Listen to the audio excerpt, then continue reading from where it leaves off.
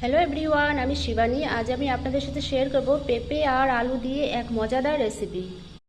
এটা তৈরি করার জন্য আমি নিয়েছি নারকেল কোড়া, মুগ ডাল, জিরের গুঁড়ো আর আদা বাটা। সবার প্রথমে আমি কড়াইতে তেল দিয়ে তেলটা গরম করে নিয়েছি। আমি আলু আর পেঁপেগুলো একটু ভেজে নেব। আলু আর পেঁপেগুলোকে আমি সুন্দর করে লাল লাল করে ভেজে নিয়েছি। এখন আমি তুলে নেব। মুগ ডালগুলোকে 10 থেকে 15 মিনিট জলে ভিজিয়ে রাখবো। এরপর আমি পেঁপে আর আলু ভাজা তেলের মধ্যে ফোড়ন দিয়ে দিচ্ছি গোটা গরম মশলা, শুকনো লঙ্কা, তেজপাতা আর গোটা জিরে। এরপর দিয়ে দিলাম আদা বাটা। ভাজা হয়ে গেছে। আমি যে মুগ ডালটা ভিজিয়ে রেখেছিলাম সেই ডালটা আমি এখানে দিয়ে দিচ্ছি, ভেজে নেব।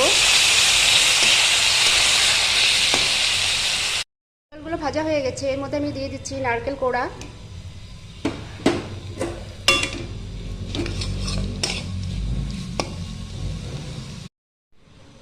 আর দিয়ে দিলাম জিরের গুঁড়ো আর লঙ্কার গুঁড়ো। আমি সব উপকরণগুলো ভালো করে কষিয়ে নেব।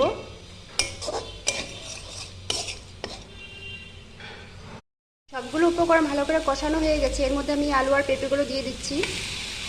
আমি নাড়াচাড়া করে পরিমাণ মতন জল দিয়ে ঢাকা দিয়ে দেব।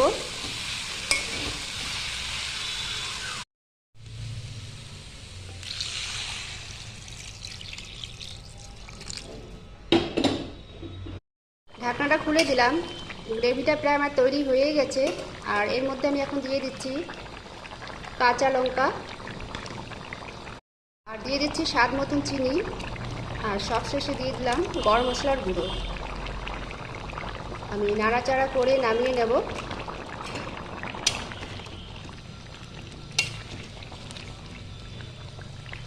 তো তৈরি হয়ে গেল আমার পেঁপে আর আলুর মজাদার রেসিপি। বন্ধুরা, রেসিপিটা যদি আপনাদের ভালো লেগে থাকে অবশ্যই লাইক আর কমেন্ট করবেন। নমস্কার।